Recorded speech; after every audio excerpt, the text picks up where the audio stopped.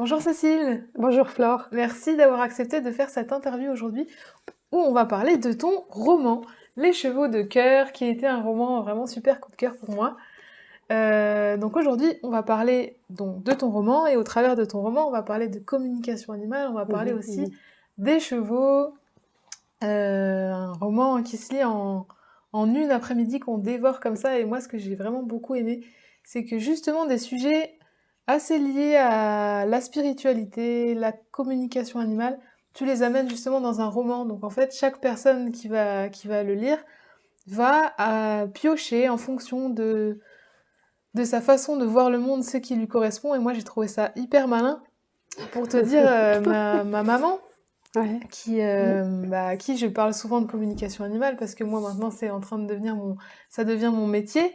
Elle est très très sceptique et la communication animale, bon, parler aux animaux, c'est un peu compliqué pour elle. Mais ce livre-là, elle l'a lu, elle l'a dévoré, elle l'a aimé. Et elle a compris, du coup, Et elle ce a, que tu et elle a fais. compris ce que je fais. Donc rien que pour ça, moi Wow, super. je Ouais, te remercie beaucoup. ouais. Ben, c'était mon but, tout à fait. C'est-à-dire que je vis depuis des années des choses passionnantes et merveilleuses avec mes chevaux, qui sont des vrais guides pour m'enseigner et pour m'amener vers une ouverture, justement, sur le travail énergétique qu'ils font, sur la communication animale, sur la spiritualité aussi animale. Euh, Mais bon, déjà, je suis pas scientifique, donc je voulais raconter ce que je vis, et je voulais pas faire ça sous forme d'essai, mais plutôt sous forme d'un roman, pour justement inviter des gens qui sont peut-être pas forcément non plus des cavaliers ou des gens de chevaux, ou qui sont pas forcément très proches des chevaux, mais pour leur permettre de découvrir tout ce qu'ils peuvent nous apporter. D'où la forme du roman, justement. Et un roman, comment dire, un roman sur des valeurs d'amitié, d'amour, découverte de la nature, la ressource, se ressourcer dans la nature, et au plus près des animaux possible. Alors justement, dès les toutes premières pages du livre, tu invites vraiment le lecteur à voir la magie du monde qui l'entoure et voir que les animaux, les chevaux sont bien plus que simplement ce qu'on peut percevoir d'eux avec nos yeux. Et j'aime beaucoup la façon dont commence le livre. La première phrase, c'est « Si toi, étranger, passais par ici, tu ne verrais rien ». Et en fait, tu décris donc ce petit tableau où il y a ton personnage principal, ma marraine, qui est en train de l'extérieur, on a l'impression qu'elle fait rien, qu'elle fait une sieste sous son figuier à côté de ses chevaux, mais en fait, tu racontes qu'à l'intérieur d'elle, ce qui se joue, c'est bien plus que ça. Elle est déjà en communion et en communication avec ses chevaux. Ben, j'ai commencé par cette scène parce qu'en fait, c'est la raison d'être du livre. C'est-à-dire que j'ai vécu une connexion de cœur à cœur avec un cheval que je ne connaissais pas, qui m'a fait vivre un état de grâce, d'extase qui a duré 3 semaines. Et je me suis dit, il faut absolument que je découvre comment ça marche. Et c'est grâce à ce cheval et à cette première connexion de cœur à cœur qui m'a fait vivre et qui a été tellement forte, qui c'était vraiment une extase absolument incroyable, que je me suis mise en fait sur ce chemin et que j'arrive à avoir une jument guérisseuse, et que je découvre des choses tous les jours. Donc c'était important pour moi de commencer avec cette scène-là, parlant de cette connexion de cœur. Et puis, Saint-Exupéry l'a bien dit, l'invisible, l'essentiel est invisible pour les yeux. Ouais. Et puis j'aime bien aussi, euh, si toi étranger passais par ici, je prends le lecteur dès la première ligne, enfin j'essaye. Tu ne verras rien, mais si tu viens avec moi, tu vas découvrir des trucs. Ouais. Ouais. La magie, C'est un peu tout ça. la magie de tout ce qui est invisible quand on commence à... En fait, ça passe par le cœur aussi à la base. Quand on commence par ouvrir notre cœur, c'est là qu'on commence à percevoir et à sentir des choses aussi parfois en lien avec le vivant. Que Oui, ce oui, soit les oui. animaux ou les Ouais, végétaux, même ouais. les arbres. Et puis quand on regarde, je pense que ça dépend aussi de la façon dont on aborde un cheval ou dont on aborde n'importe quoi. On aborde toutes les choses, tous les animaux, tout ce qui nous entoure, en fait, avec un espèce de préformatage. Un cheval, c'est un grand animal avec quatre jambes. Alors pour certains, ça va faire des steaks formidables. Pour d'autres, ça va faire des sauts d'obstacles, ça va Mm. faire des gains aux courses, ça va faire des randonnées, etc. Euh, mais on pense peu encore à cette connexion de cœur et à voir un animal, un être émotionnel et spirituel et à avoir envie de se connecter à ce niveau émotionnel et spirituel. En fait, le cheval, essentiellement, on le voit comme un être de chair. Et c'est pas seulement ça. C'est quoi pour toi le cheval? Pourquoi le cheval?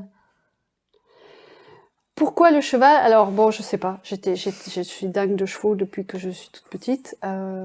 Je pense que c'est une grande créature et que avec un champ magnétique énorme, avec un rythme cardiaque très bas pour nous, très lent pour nous, et que nous, avec notre petit champ magnétique, on est comme, j'explique ça comme ça, on est comme attiré par le champ magnétique du cheval, et on rentre dans cette cohérence cardiaque, et c'est tout de suite le bien-être. Alors évidemment, je parle de chevaux qui sont heureux, qui sont en pâture avec des Oui, congénères, pas un cheval nerveux en boxe et tout. Mais du coup, les chevaux peuvent nous emmener facilement vers un état de grâce, vers un état de détente et de sérénité. Et c'est ce qui explique, à mon avis, qu'à l'heure actuelle, on ait plus de chevaux en France qu'au Moyen-Âge, alors que, franchement, on n'a plus besoin pour se déplacer, oui. ni pour faire les labours, ni pour aller à la guerre. Et les gens qui sont fans de chevaux, il y a Mm. tellement de gens qui sont passionnés par les chevaux, ils savent pas l'expliquer, Ouais. leur entourage se moque d'eux, et pour moi, c'est ça, c'est cette magie qui passe invisible. C'est vrai que pour, pour des yeux non initiés, ça paraît complètement incroyable et magique, parfois, Ouais. ce qu'ils font. Mais Alors justement, j'avais envie de citer quelques petits passages d'accord. de ton livre où tu nous parles justement de choses que les chevaux font, parce que ce livre, ce roman, il nous parle aussi beaucoup ben, concrètement des expériences que toi, tu as pu vivre même avec les chevaux sur leur super pouvoir. C'est ça, c'est-à-dire que les 3 chevaux qui sont mis en scène, entre guillemets, dans le livre, ce sont mes chevaux, et tout ce qu'ils font, les soins physiques, émotionnels, le coaching mental, enfin, tout ça, effectivement, je l'ai vécu Mm, mm, avec mes mm. chevaux.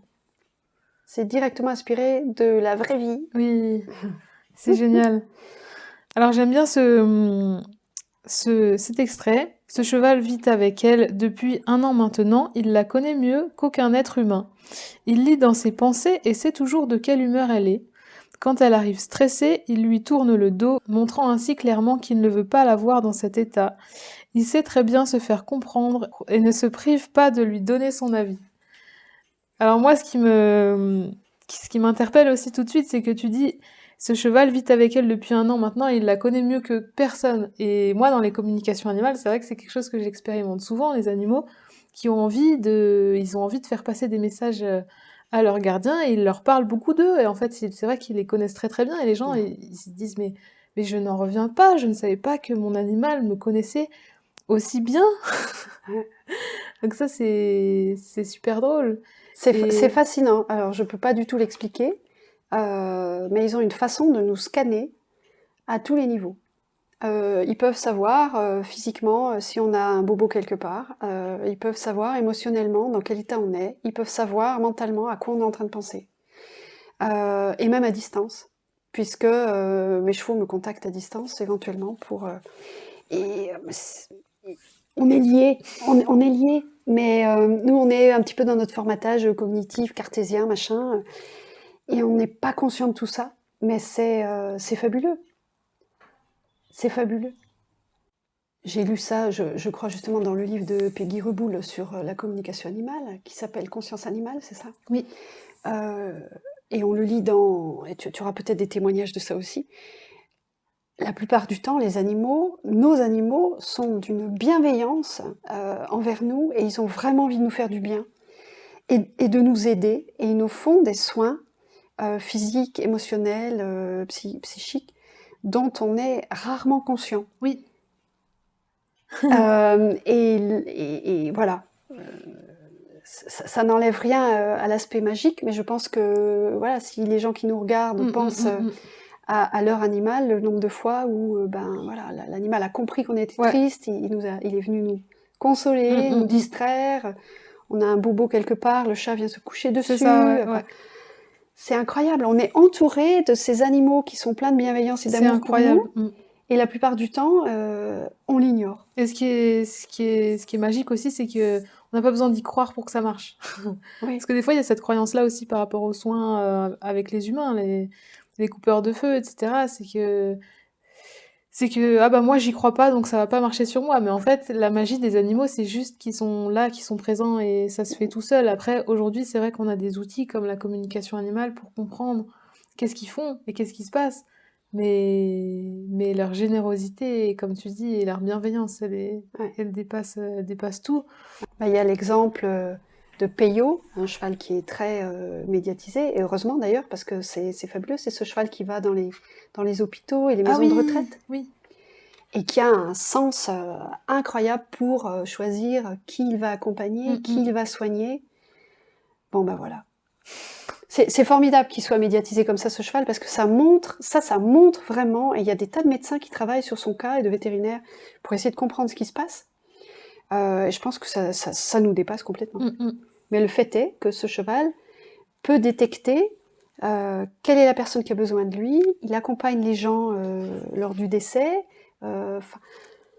avec une gentillesse, une dévotion, une empathie, une bienveillance. Enfin, c'est extraordinaire, tout ce que ce cheval prend sur lui pour faire ça. Parce qu'il est coiffé, toiletté, il faut qu'il prenne des ascenseurs, il faut qu'il prenne des escaliers, il va dans des endroits qui sont complètement étranges pour lui, Oui, oui. et il fait ça avec un amour extraordinaire. C'est un ange fait cheval, quoi. Et ça existe. J'en ai une là derrière, c'est comme ça. C'est vrai. Donc il y a ce passage dans ton livre où en fait ma marraine vient juste d'avoir un... Elle est en train de faire un AVC. Et elle se retrouve avec ses chevaux. Donc Merveille et sa jument. Merveille a les paupières mi-closes, le regard comme dirigé vers l'intérieur, la respiration accélérée. Lorena sent qu'il se passe quelque chose et que la jument se concentre sur Colette. Elle pose la main sur elle. Sa chaleur corporelle est anormalement élevée et elle respire très rapidement. Que se passe-t-il? Serait-elle en train de lui faire un soin? Lorena serait prête à le croire. Oui, alors ça c'est directement inspiré par ce que j'ai pu voir, ce dont j'ai été témoin avec cette jument. En fonction des personnes et des pathologies, je pense, des gens que je lui amène, elle fait des soins différemment. Mais ça, c'est arrivé plusieurs fois, effectivement. Elle baisse la tête, elle a les yeux mi-clos, on a l'impression qu'elle s'intériorise, qu'elle se tourne vers l'intérieur, et elle commence à souffler comme une forge. Sa température augmente, et ça dure pas très longtemps. Je sais pas, 5 minutes, 10 minutes. Et après, elle retrouve un état normal. Et apparemment, pendant ce moment-là, quand elle s'est mise dans cet état vibratoire, je pense, supérieur ou surélevé, elle peut faire ce soin. Elle m'avait dit d'ailleurs en communication animale que quand je fais des soins à distance et que je veux qu'elle participe, il faudrait que je la prévienne une demi-heure à l'avance Ah oui. pour pouvoir justement augmenter son niveau vibratoire et pour pouvoir faire le soin. Donc il y a vraiment une intention, hein. Il y a vraiment, le cheval se met dans cet état vibratoire où cherche... Enfin, il fait le soin avec intention. C'est pas juste, ok, je mets A plus B ensemble et il se passe quelque chose, voilà, je sais pas, je dis quelque chose d'un peu idiot, mais je mélange de l'huile et du vinaigre, je remue, ça fait une émulsion. C'est pas du tout ça. C'est vraiment le cheval a l'intention de soigner, il a choisi ce soin, et il choisit comment il va soigner, et il va chercher cette énergie, et il se transforme physiquement pour aller chercher le niveau vibratoire qui va permettre à la personne d'être soignée. Et ce dont je parle un petit peu dans le livre, les chevaux qui vont rendre visite à Colette qui est hospitalisée en rêve, très souvent la jument, les gens m'en font le témoignage après, la jument va leur rendre visite, par exemple quand ils sont dans un état méditatif sur leur canapé, ou quand ils rêvent, ou quand ils songent, enfin... Elle leur rend visite et elle leur fait des soins complémentaires. C'est fou. Ouais. Là aussi, quelle générosité. Ouais. Générosité, et puis ils sont tellement connectés en fait aux vivants, aux gens qui vivent avec eux, qui s'occupent d'eux. Une sensibilité. Alors justement, c'est le troisième passage que j'avais envie de lire sur le fait qu'ils sont aussi des des éponges énergétiques. Mhm. Cet animal est comme une éponge énergétique et s'il n'a pas la possibilité de se régénérer, par exemple en allant galoper dans son pré, en jouant avec ses congénères, s'il est contraint de vivre seul en boxe et que son unique contact social est un humain qui a des problèmes, comme il est profondément social, il va par osmose souffrir de ces maux. Je vois souvent cela lors de mes séances de thérapie. Donc je trouve que ce qui est bien aussi, ce que j'aime beaucoup aussi dans ton écriture, c'est que tu rappelles aussi que voilà, les animaux, ils sont super sensibles et il faut faire attention à ce qu'on fait avec eux et à nous-mêmes, nos intentions. Et si on arrive avec une énergie de colère ou un peu cracra, bon après on peut pas toujours maîtriser ce qu'on pense et ce qu'on ressent à l'intérieur de nous, mais les animaux le sentent et il faut veiller aussi à eux et penser à ça dans notre approche. Oui, tout à fait. Et comme les chevaux vivent en troupeau, ils font attention les uns aux autres. Ils sont très attentifs à ce que ressentent les autres congénères du groupe. Et je pense que ça leur donne une sensibilité particulière. Contrairement peut-être au chat qui est un prédateur solitaire. Les chevaux, en fait, pour leur survie, et j'en parle pas mal dans le livre, de leurs besoins fondamentaux et de leur psychologie profonde, leur survie dépend de leur sensibilité et de leur capacité de sentir si, au bout du troupeau, là-bas, dans la plaine, un autre cheval a peur et commence à s'inquiéter. Il y a comme un frisson qui va parcourir tout le troupeau, Ouais. et chacun le sent dans ses cellules. Et je vois, par exemple, quand une thérapeute de shiatsu, par exemple, vient faire un soin à un cheval, donc j'en ai 3, comme dans le livre, les 2 autres en profitent. Les 2 autres, et même il y en a, et même parfois, indique à la thérapeute, là, il va falloir que tu viennes sur ce point-là maintenant, je te conseille d'aller là, participe de l'autre côté. Enfin, c'est formidable. Et c'est vrai qu'en tant qu'humain, comme nous, on ne vit pas ça parce qu'on est très égocentré, on est très protégé et on est un petit peu dans une capsule. On n'est pas forcément conscient de ça. Et quand on apporte, par exemple, quelqu'un qui est en procédure de divorce, qui a des problèmes avec son chef, qui a un problème de santé, et ben, c'est pas rare que le cheval commence à développer une boiterie, commence à développer un asthme, une allergie à quelque chose, parce qu'il somatise, en fait, il essaie d'aider son propriétaire, mais souvent les conditions de détention, on parle de détention d'un cheval, Ouais. hein, c'est le box, le cheval ne peut pas aller sortir toute cette énergie, se nettoyer, et je le vois avec mes chevaux, quand quelqu'un vient et qu'un soin est fait, après, ils s'aident les uns les autres à se libérer de cette énergie, ils vont aller se rouler dehors, ils vont aller galoper dehors, et il faut faire très attention à ça. Et je sais que les gens qui font de la médiation, avec des chiens, des chats par exemple, ils ont maintenant vraiment dans leur codex, enfin ils font très attention à l'état de l'animal, à ce que l'animal ne... Parce qu'ils sont tous des éponges, et qu'on les utilise comme ça dans la médiation, à ce qu'ils puissent se régénérer, à ce qu'ils soient respectés. Qu'il faut qu'il y en ait plusieurs aussi pour voir. Ouais. Si l'animal n'a pas envie, qu'il ait un collègue pour le remplacer. C'est ça, parce que c'est pas du tout anodin, c'est pas... Oui. Alors il y a un des personnages dans le roman qui s'appelle Lorena et elle fait de la communication animale et en fait elle explique que c'est quelque chose qu'elle faisait dès l'enfance mais qu'elle a voulu très vite cacher parce qu'elle s'est rendue compte qu'elle était différente des autres et qu'elle pouvait être facilement jugée, rejetée de par cette capacité-là qu'elle avait. Et tu dis, il y a cette phrase que j'aime bien dans le roman. En perdant l'innocence de l'enfance, on perd cette connexion parce qu'on arrête d'y croire. Mais elle ne demande qu'à revenir. Et moi, j'aime bien que ce soit montré comme ça parce que parfois, les gens ont tendance à croire que pouvoir communiquer avec un animal, c'est un don. Mais moi, je suis persuadée que c'est quelque chose avec lequel tous les enfants naissent et c'est exactement ce que tu dis dans cette phrase, que c'est à partir du moment où on cesse d'y croire, où on se ferme à ça parce qu'on, pour une raison ou une autre, on veut se protéger de quelque chose, que ça s'arrête. Je pense qu'effectivement, on est tous interconnectés. Les animaux communiquent entre eux. Les plantes communiquent entre elles, on le sait, les arbres communiquent entre eux. Et je pense effectivement que quand les enfants arrivent sur Terre, ils sont tout à fait ouverts à tout ce qui se passe autour, et que c'est parce qu'ils sont élevés par des parents normés, l'école, Descartes, etc., qu'on désapprend cela, et qu'on oublie cette capacité qu'on peut retrouver après. Et c'est tout à fait dommage qu'on la perde, parce qu'en fait, on se retrouve un peu comme des autistes. C'est-à-dire que si on se dit que toute la nature, toute la création est reliée, les plantes communiquent entre elles, les animaux communiquent entre eux, et pourquoi pas les plantes avec les animaux, etc., sur un niveau vibratoire, sur un niveau de télépathie, comme la communication animale, parce qu'on sait qu'ils communiquent entre eux, évidemment. En fait, on est les seuls à pas faire partie du jeu. Hein.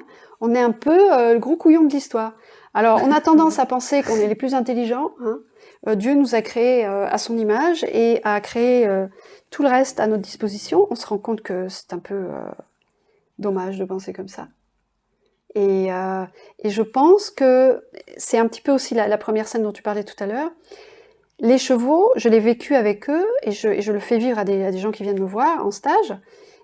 Ils sont reliés à cette énergie de vie et ils peuvent se mettre facilement dans cet état d'extase que finalement tous les grands mystiques cherchent, que l'on cherche avec la spiritualité, que ce soit les chrétiens, les bouddhistes, etc. Alors on médite, on prie, on fait des cathédrales, etc. Les chevaux, ils n'ont pas besoin de tout ça. Ils se connectent et ce qui est formidable, c'est que comme ils nous aiment, alors est-ce que c'est volontaire ou... Enfin, ce petit cheval qui m'a fait cette ouverture du chakra du cœur, c'était volontaire, c'est sûr. Il s'est mis en face de moi et waouh, cadeau. Hein. Et merci, parce qu'il y a des gens qui passent des années et des années à rester, à faire des méditations zazen et tout pour arriver à ça. Et c'est peut-être pas si compliqué que ça. Ouais. Et peut-être que si on s'ouvre à nouveau à la nature et qu'on va en humilité, le cœur ouvert vers les chevaux, par exemple, eh ben, on va retrouver accès à cette joie profonde qui habite finalement tout ce qui vit. C'est ce que dit Spinoza. Il dit Dieu est partout, la vie est partout. Ouais. Et pour être heureux et pour connaître la joie, il suffit de se connecter à cette vie, de suivre ce flot de vie, d'aller avec et de se laisser porter. Et c'est ce que nous montrent des animaux heureux. Alors je précise. Ouais, il faut préciser. Des chevaux qui sont heureux avec des copains en troupeau et tout, eh ben ils sont heureux de partager ça avec nous.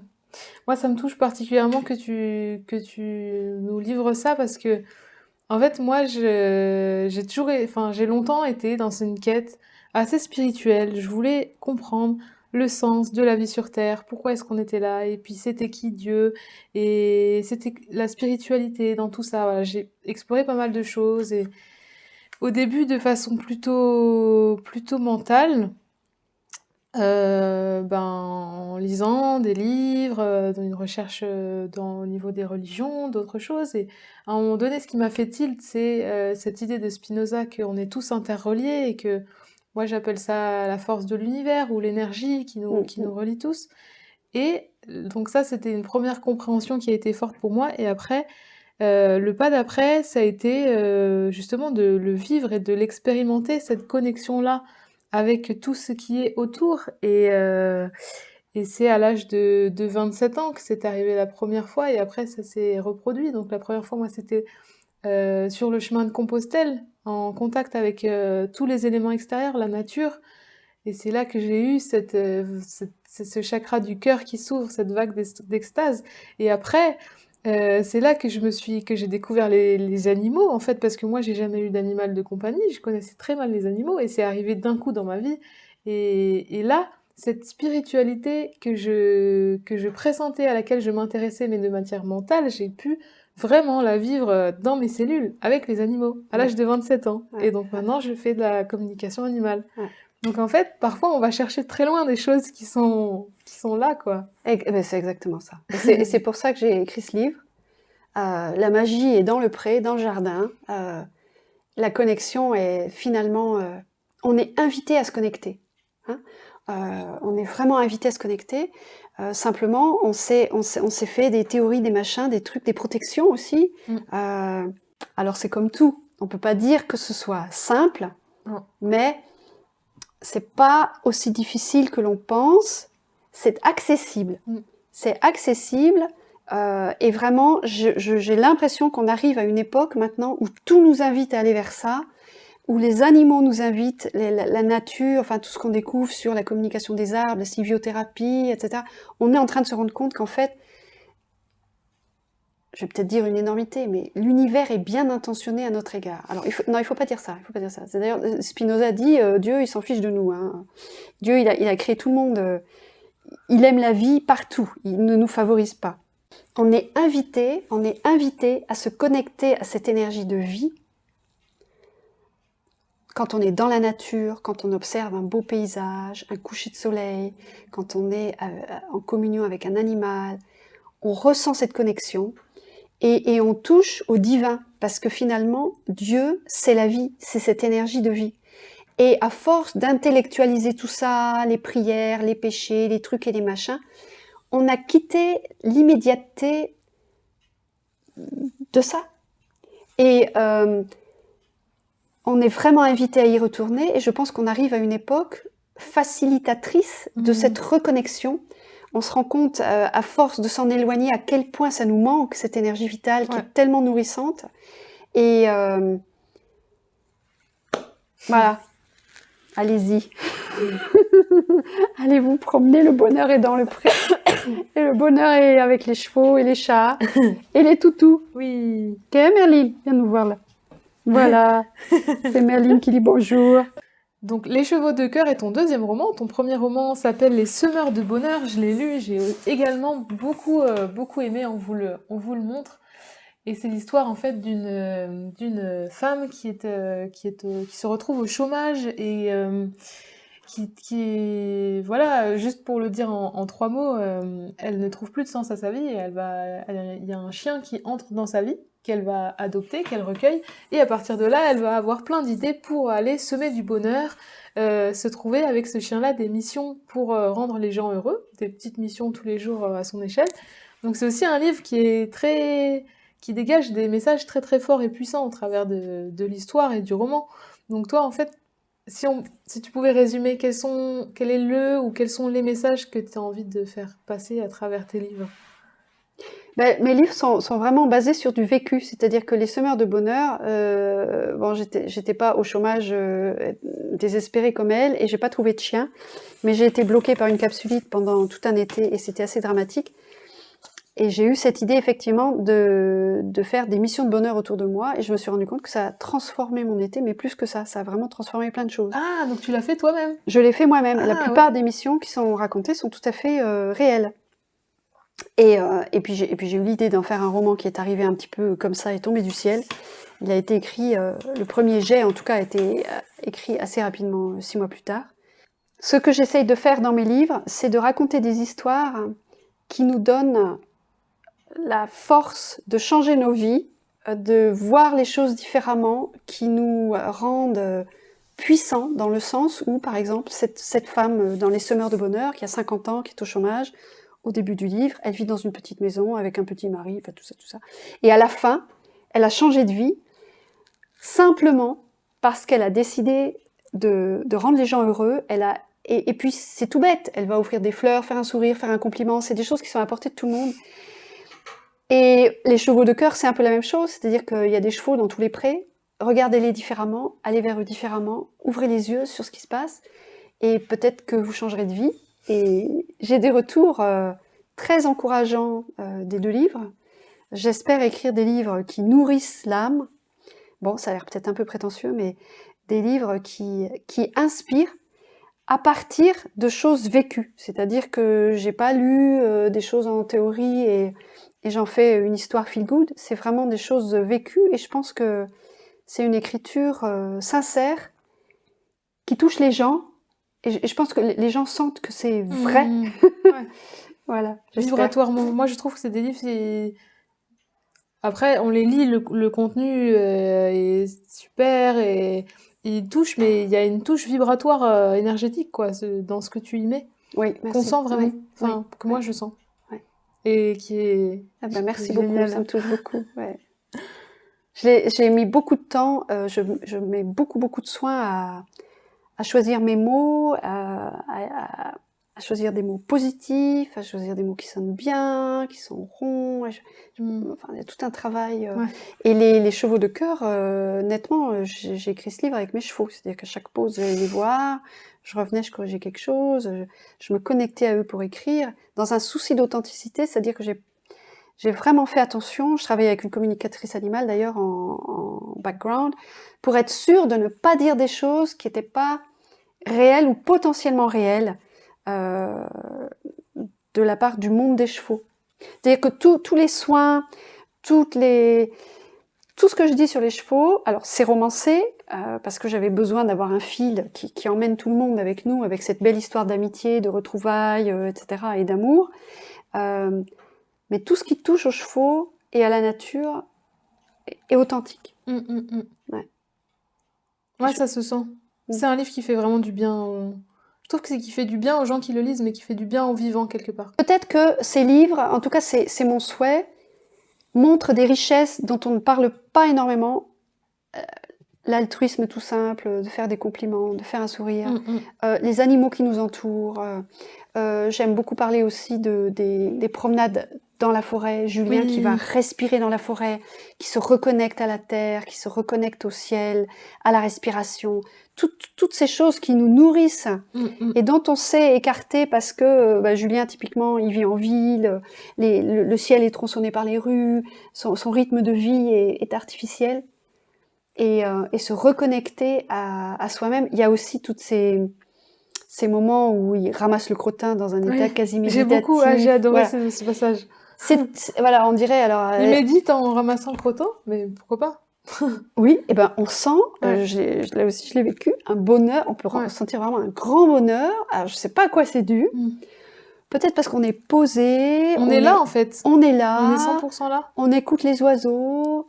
On rend service aux chevaux, on rend service aux vivants, on s'occupe du vivant. Et voilà, je le sens là. On est, voilà. Et ben on est bien parce qu'on est en résonance vibratoire, je pense, avec cette énergie de vie dont on parlait tout à l'heure et qui est partout.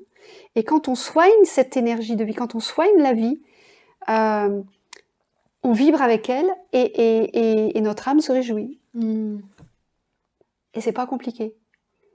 Et c'est pas une grosse télé ou une grosse voiture ou un canapé. C'est être dans cette énergie de vie, d'être dans la... Voilà, prendre soin. On le sait aussi, hein. Ouais. Non, mais c'est beau, c'est magnifique de le rappeler. Et c'est chouette de t'entendre. Une phrase dit que Dieu a caché le paradis dans un endroit où l'homme n'ira jamais chercher. Et c'est son cœur. Et c'est évidemment pas le cœur physique, c'est le chakra du cœur. Et ce chakra du cœur, c'est le centre de toutes ces vertus, de toutes ces qualités, de toutes ces énergies positives, c'est-à-dire l'amour, bien sûr, la compassion, la douceur, l'empathie, prendre soin d'eux, etc.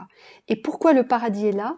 Parce que quand on prend soin de quelqu'un, et tout le monde le sait, quand on aime, quand on s'occupe de quelque chose, et que ce soit une personne, une plante, le vivant, un terrain, hein, je t'ai montré mon terrain comme j'y vais avec mes petites bactéries, ma haie, je plante des oiseaux pratiquement tout. Enfin, voilà. On vibre avec l'énergie de vie. Je pense que c'est ça. On est en harmonie avec cette vibration de vie qui se réjouit de croître et de se développer. Oui. Et on est reliés. Et on est bien. La vibration. Tout est dans l'intention. Oui. L'intention qu'on met de se relier et d'être en amour avec le vivant finalement. C'est ça, exactement. Et puis à partir de là, qu'on a compris ça, et ben les choses les plus simples sont très souvent les meilleures. Les plus merveilleuses. Les plus merveilleuses. C'est ça, exactement. Ouais. Ouais. Un grand merci Cécile. Ben, merci à toi pour Flore, c'était super. Ouais, j'en ai là plein de joie. C'est super. À bientôt. À bientôt Flore. Merci encore. Merci à toi. Attention les fils, Merline. Viens par là, voilà. Ouais.